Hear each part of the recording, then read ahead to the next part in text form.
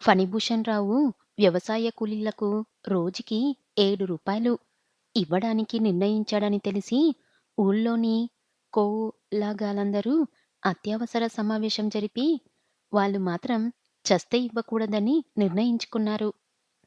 అయితే సమ్మె చేస్తామని వాళ్ళ కూలీలు కొందరు గొడవ చేశారు. ఫణిభూషణ్ రావు ఆ కూలీల దగ్గరకు వెళ్ళాడు లోపాయికారిగా. మీరు గొడవ చెయ్యండ్రా, నేను రూ. 7 ఇస్తున్నాను. వాళ్ళెందుకివ్వరు? ఇచ్చేంత వరకు సత్యగ్రహణం చెయ్యండి అని సలహా ఇచ్చాడు. ఈ విషయం కోలాగాలకు తెలిసింది. అన్నా, మన జాతికే ఎసరు పెడుతున్నాడే ఫణి, ఇతనికి బుద్ధి చెప్పాలి అనుకున్నారు ఉమ్మడిగా వాళ్ళంతా. ఎలా చెప్పాలి? పంచాయతీ ఎలక్షన్లు దగ్గరకొస్తున్నాయిగా. దాంట్లో వీడి పరువు మర్యాదల్ని పిండి మరలో పెట్టి ఆడించినట్టు ఆడించెయ్యాలి అని నిర్ణయించుకున్నారు. ఒకనాడు శ్రీని భోంచేసి పొలానికి వెళ్తూ ఉండగా గురువులు పడుతూ లేస్తూ వచ్చాడు.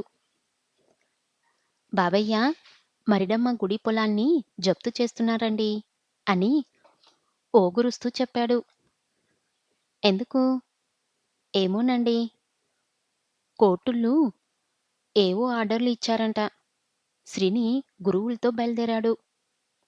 శ్రీని మరిడమ్మ గుడి పొలాల దగ్గరికి వచ్చేటప్పటికి అక్కడ బండరాముడు, మరో 4 వస్తాదులు, కోటు ఆమిన అక్కడ ఉన్నారు. పొలంలోకి ఎవర్ని దిగనీయకుండా కర్రలతో జడిపిస్తున్నారు. ఏమిటిది? అని అడిగాడు శ్రీని కోటు ఆమినని. ఈ ఊరు పంచాయతోలు ఈ భూముల మీద కేసెట్టారండి. అది తేలే వరకు కోతలకెయ్యకూడదని స్టే ఆర్డర్ ఇచ్చారండి. ఇదిగోనండి ఆర్డరు. ఆమిన ఆర్డరు చూపించాడు. శ్రీని ఆర్డర్ చదివి నిశ్చేష్టుడైపోయాడు. Stay order కోర్టిచ్చింది. కాని ఈ రాముడు వీళ్ళు ఎందుకొచ్చారండిక్కడికి? అన్నాడు శ్రీని. ఆర్డరు అమలు వరసడానికండి అన్నాడు బండరాముడు కసిగా. అది అమలు జరపడానికి కోర్టుంది. మధ్య మీరెవరు? వెళ్ళండి. పొలంలో అడుగు పెట్టారా మాట దక్కదు. ఏంటి సెయ్యా? సేసుకుంటారా? మరంతే గదంటయ్యా అన్నాడు గురువులు. బండరాముడు పళ్ళు పటపటా కొరికాడు. అయ్యగారికి అల్లుడైపోయారు గాని శ్రీనిని బండరాముడు ఆ క్షణాన బుర్రబదులు కొట్టేసి ఉండేవాడు. వాడు రౌడీలు కోపంగా అక్కడ్నుంచి వెళ్ళిపోవడంతో గురువులు మొదలైన హరిజనులు శ్రీనిని చుట్టుముట్టేశారు. ఇదేం న్యాయం బాబయ్యా? ఏడాది పొడుగునా రెక్కలు ముక్కలయ్యేటట్టు ఈ బంజర్లన్నీ బాగుచేశాం. తమరు ఏం చేయించారు? సరిగ్గా ఫలసాయం చేతికొచ్చేతలికి తినొద్దని అడ్డెంతుతున్నారు అని వాపోయారు. మీకేం భయం లేదు. మీరేం ఈ భూముల్ని అన్యాయంగా ఆక్రమించలేదు కదా. కలెక్టర్ గారి పర్మిషనుంది. ప్రభుత్వం ముద్ర ఉంది. ఈ భూమ్మీద మీకు హక్కుంది. నేను వెళ్ళి లాయర్ దగ్గరికెళ్ళి సంప్రదిస్తాను. మీరు నిశ్చితంగా ఉండండి. ఏం నిశ్చితం బాబయ్యా? వారం రోజులో కోతలు కోసేయాలి. కేస్ మట్టుకి కేస్ జరగనీయండి. కానీ ఎందుకు పనికి రాకుండా ఈ తిండి గింజల్ని ఎందుకు ఇట్ట ఎవరికి దక్కనివ్వకుండా చెయ్యడం? అదే చిత్రం గురువులు. ప్రభుత్వం అవునన్న దానికి కోర్టు తిరస్కరిస్తుంది. కోర్టు సమ్మతించిన దాన్ని ప్రభుత్వం మరో బిల్లు పాస్ చేసి నోరు మూయించేస్తుంది. ప్రభుత్వంలో ఈ బిల్లుల్ని పాస్ చేయించేది మనం ఎన్నుకునే ప్రతినిధులే. ఈ ప్రతినిధుల స్వార్థానికి ఏమాత్రం ఎదురు దెబ్బ తగిలినా పాత చట్టాల్నే మార్చేస్తారు అని శ్రీని వెళ్ళిపోయాడు. శ్రీని లాయర్తో సంప్రదించాడని, పట్నం వెళ్ళాడని తెలుసుకొని ఫణి శారద దగ్గరికి వచ్చాడు. నీతో ఒక ముఖ్యమైన సమస్య గురించి నీతో సలహా అడగాలని వచ్చానమ్మా. తండ్రి గాదు, గ్రామ పెద్దగా. కూర్చోండి. కాఫీ తాగుతారా? కూతురుగా కాదు అంది శారద. నువ్వెలా ఇచ్చినా తాగుతానమ్మా. ఇవాళకి 10 రోజులయ్యింది. సరైన తిండి తిని, మంచి కాఫీ తాగి అని ఫణి ముందరి కాళ్ళకు బంధన వేశాడు. శారద కాఫీ తెచ్చి ఇచ్చింది. ఫణికి ప్రాణం లేచి వచ్చింది.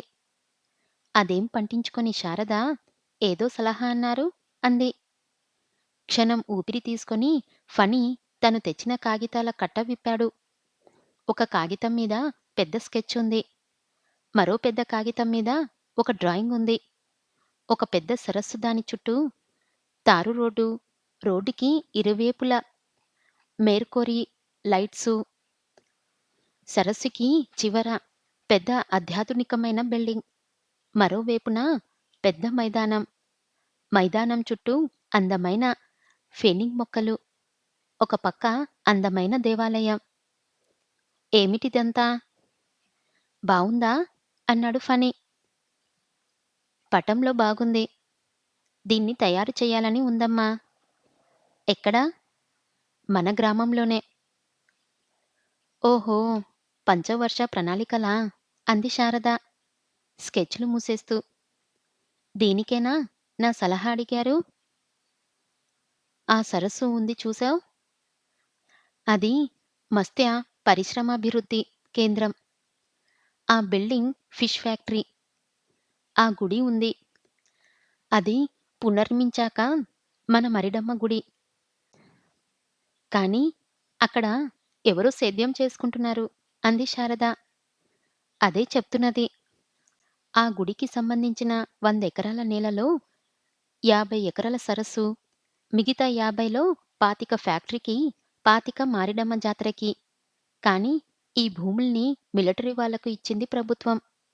వద్దని మేమెంత మొత్తుకున్నా అటు ప్రభుత్వం గాని, ఇటు ప్రజానాయకుడు గాని వినిపించుకోలేదు. ప్రజానాయకుడెవరు? ఇంకెవరు? మన శ్రీనే. అల్లుణ్ణి పిలిచి చెప్పాను. లాభం లేక పంచాయతీ వాళ్ళు ఇప్పుడు కోర్టులో కేసు వేశారు. ఓహో! ప్రభుత్వం ఏర్పరిచిన పంచాయతీ. ప్రభుత్వం మీదే ఎదురు తిరుగుతుందన్నమాట. ఇందులో నా సలహా ఏమిటి మధ్య? ఇదంతా శ్రీనివాసరావు చేస్తున్నాడమ్మా. ఇతను వాళ్ళ వెనకల ఉండబట్టే వాళ్ళంతగా వెట్రెగిపోతున్నారు. ఆ గురువుగాడు నిన్న మొన్నటి వరకు నా పాలరుగా ఉండే వెధవ నువ్వంతంటే నువ్వింత అని ఎదురిస్తున్నాడు. ఇక రేపు నన్ను నడివీధిలో చొక్క పట్టుకొని గుంజి లెంపకాయ కూడా కొడతాడు. ఇదంతా ఎవరిచ్చిన కొమ్ములు? అల్లుడు కాబట్టి నోరు మూసుకోవాల్సి వచ్చింది. ఇంత మంచి ప్లాన్ వేసి గ్రామాన్ని పాశ్చాత్య పద్ధతులతో అభివృద్ధి చేద్దామనుకునేసరికి శ్రీని పంతం పట్టి నా ప్రణాళికలన్నిటినీ ఏటిలో కలుపుతున్నాడు. ఏమ్మా, ఏం మాట్లాడావు? ఏమిటి మాట్లాడాలి? ఇప్పుడు నీ తండ్రి పరువు కాదమ్మా పోతున్నది. మన గ్రామం పరువు, ప్రతిష్టలు గంగలో కలిసిపోతూ ఉంటే చదువుకున్నదానవు నువ్వు చూస్తూ ఊరుకుంటావా? మన గ్రామం అభివృద్ధి కావటం నీకు ఇష్టం లేదా? సరే, మీరెళ్ళండి. ఆయనొచ్చాక మాట్లాడతాను. అతను వినిపించుకోడమ్మా. మహామహా వాళ్ళే వచ్చి చెప్పారు. కాని పంతం తను గొప్పవాడిననే అహం. శారదకి కొంత కోపం వచ్చింది. ఆ పంతమేదో నేను చూస్తాను. మీరు వెళ్ళిరండి. ఫణి తన పాచిక పరిందని అక్కడ్నుంచి వెళ్ళిపోయాడు.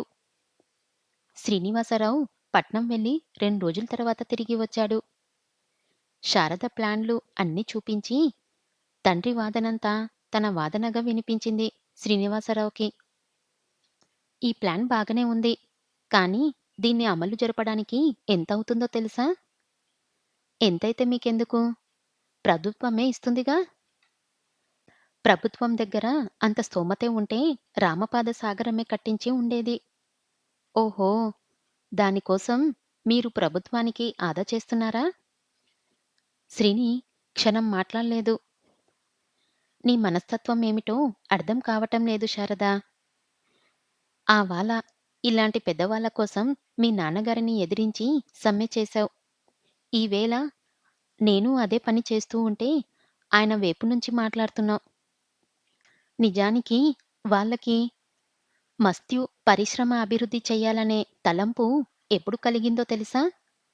వాళ్ళు భూమి సంపాయించి, బాగు చేసుకొని పంట పండించడానికి తయారైనప్పుడు. ఇప్పుడు ఫలసాయం వాళ్ళ చేతికి వస్తున్నప్పుడు సరిగ్గా స్టే ఆర్డర్ తెచ్చారు. కాళ్ళ కింద పడి ఉండే వీళ్ళకి సొంతానికి భూములున్నా అసూయే దీనికి కారణం. ఇలా ఎంతకాలం ఈ పేదవాళ్ళని వేధించుకు తింటారు? ఎంతకాలం దేశం జనాభాలో 90 వంతుల మందిని కాళ్ళ కింద నొక్కి ఉంచుతారు? అందుకని ఆ 90 మందిని వెనకేసుకొచ్చి విప్లవం లేవదీస్తారా? నేను లేవదీసేది విప్లవం కాదు, న్యాయాన్ని. తిరస్కరించవద్దంటున్నాను. ఇందులో నువ్వు ఏ విధంగా జోక్యం కలిగించుకున్నా సమస్య పరిష్కారం కాదు అని మాటలు తుంచేసి బయటకు వెళ్ళిపోయాడు. శ్రీనివాసరావు బయటకు వెళ్ళగానే జీవులో నుంచి ఇన్స్‌పెక్టర్, పోలీసులు దిగారు. సారీ శ్రీనివాసరావు గారు, మీ మీద అరెస్టు వారెంటొచ్చింది. నా మీద ఎందుకు? మీరిక్కడ కూలీల్ని ప్రోత్సహించి అలజడి రేపుతున్నారని. ఇన్స్‌పెక్టర్ మాటలు పూర్తి కాకుండానే శారద బయటకు వచ్చింది.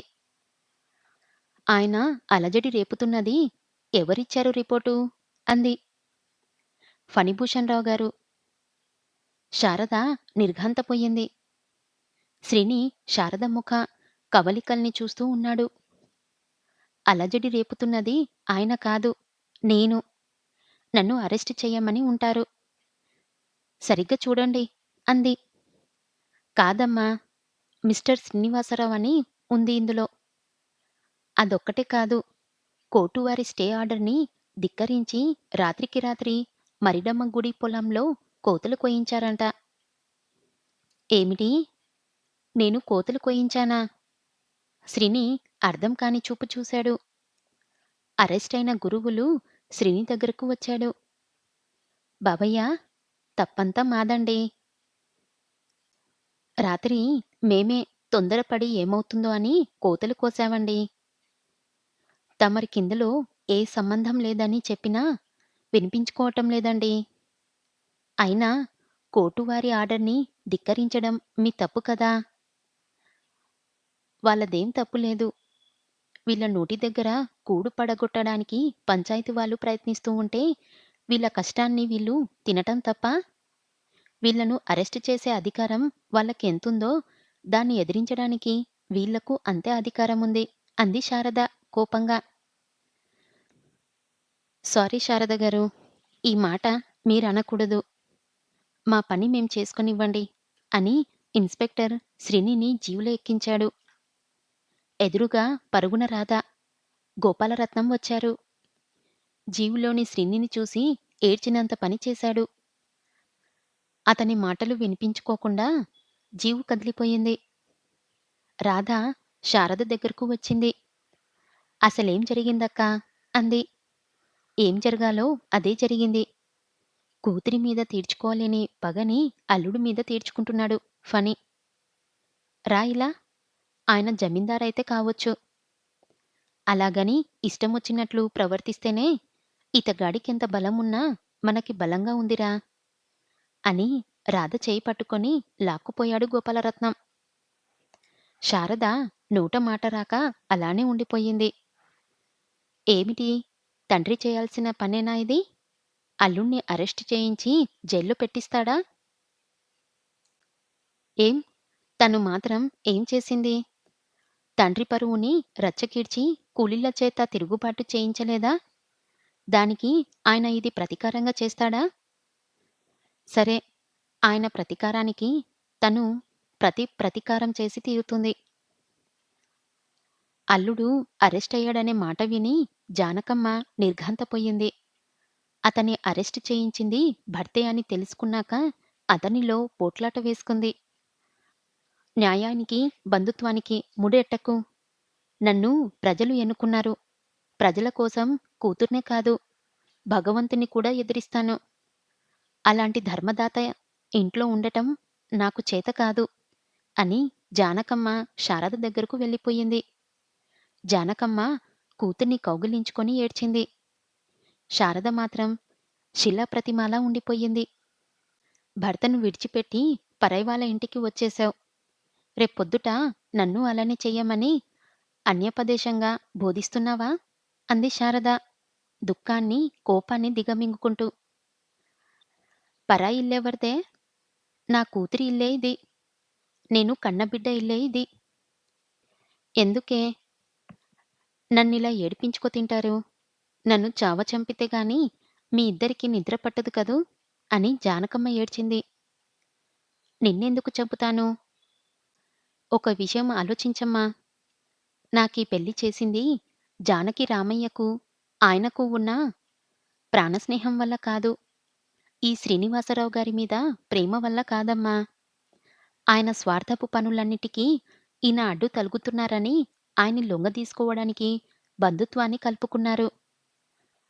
బంధువయ్యాక కూడా ఆయన న్యాయం వైపునే నిలబడేసరికి ఆయన అన్యాయపు దారి తొక్కారు. సరేనమ్మా, ఈ అన్యాయాలు ఎంతవరకు నెగ్గుతాయో నేను చూస్తాను అంది శారద సౌమ్యంగా. అంటే తండ్రి మీద కత్తి కడతావా? నా భర్తను జైలుకు పంపించిన మనిషికి గుణపాఠం చెప్పకపోతే రేపు నిన్నూ అలానే చేస్తాడు. ఈ అన్యాయాలు చివరికి పెరిగి పెరిగి ఆయన్నే కాటేస్తాయి. ఆయనకు కళ్ళు తెరిపించి మంచివైపుకి తిప్పించకపోతే మొత్తం గ్రామమే కాదు, రేపాయన ఎమ్మెల్యే అయితే రాష్ట్రమే సర్వనాశనమైపోతుంది. ఈ భాష్యం అర్థం కాని జానకమ్మ కూతురి చేతులు పట్టుకొని బ్రతిమాలింది. శారద ఆమె మాటలు వినిపించుకోకపోయేసరికి పుట్టింటికి పోతానని బెదిరించింది. దానికి శారద లొంగపోయేసరికి ఏడుస్తూ తిరిగి భర్త ఇంటికే వెళ్ళిపోయింది. గోపాలరత్నం ఒక లాయర్ని పట్టుకొని శ్రీని కేసులో వాదించాడు. పంచాయతీ తరపున మరో లాయరు వాదించాడు. రెండు వాదల్ని విన్న మెజిస్ట్రేట్ ఇందులో శ్రీనివాసరావు తప్పు ఏమీ లేదని భయంతో రాత్రికి రాత్రి కోతులు కోయించేసిన గురువులు మొదలైన వాళ్లకు కోర్టుని ధిక్కరించిన నేరానికి 6 నెలలు కఠిన శిక్ష వేసి శ్రీనివాసరావుని విడుదల చేశారు. కోర్టుకి శారద రాలేదు.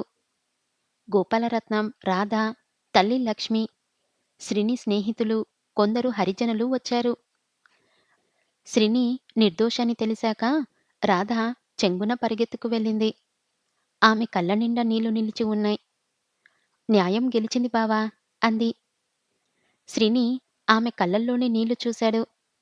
గెలుస్తే ఈ ఏడుపు దేనికి? కంట్లో నీళ్ళొస్తే ఒక ఏడుపేనా వస్తది? ఆనందానికి కన్నీళ్లు వస్తాయి. సరి సరి, చేసిన నిర్వాకం చాలుగాని నడవండి అని గోపాలరత్నం వాళ్ళని తీసుకుపోయాడు. గోపాలరత్నం బండిమీద తిన్నగా శ్రీనిని తనింటికి తీసుకువెళ్ళాడు. స్నానం అవి చేసి అక్కడే భోంచెయ్యమన్నాడు. ఇంటికి వెళ్తాను మామయ్య. అక్కడెవరున్నారా?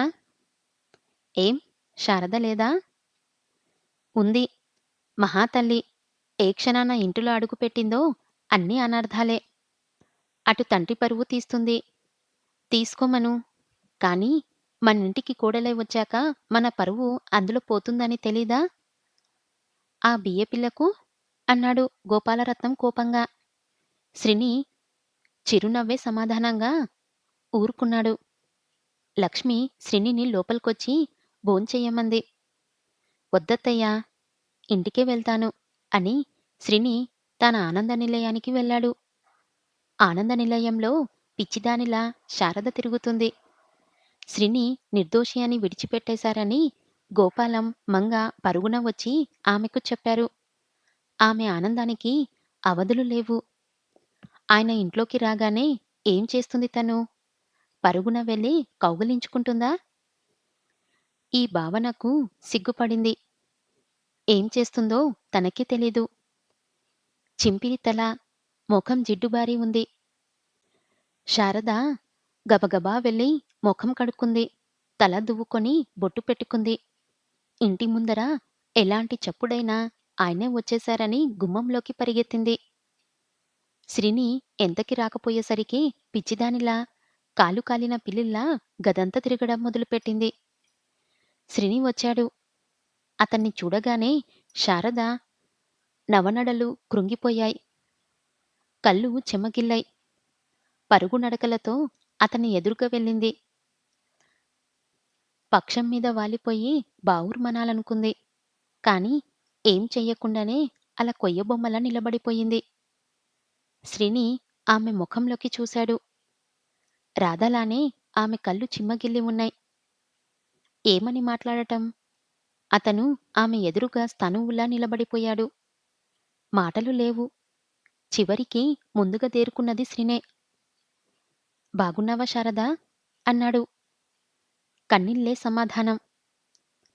శ్రీని నిట్టూర్పు విడిచి పడక కుర్చీ వైపు నడిచాడు. శారద అక్కడే నిలబడి ఉంది. శ్రీని కుర్చీలో పడుకొని కళ్ళు మూసుకున్నాడు. శారద మనసు చివుక్కుమంది. ఆయనకి తన మీద కోపమా? ఇన్నాళ్ళు తను కనిపించలేదని తన మీద అసహ్యం కలిగిందా? శారద ఒళ్ళు చచ్చిపోయినట్లనిపించింది. కళ్ళనీళ్లు తుడుచుకొని ఎవరితోనో మాట్లాడుతున్నట్టు స్నానం చేసి భోంచెద్దురుగాని రండి అని శారద గబగబా లోపలికి పోయింది.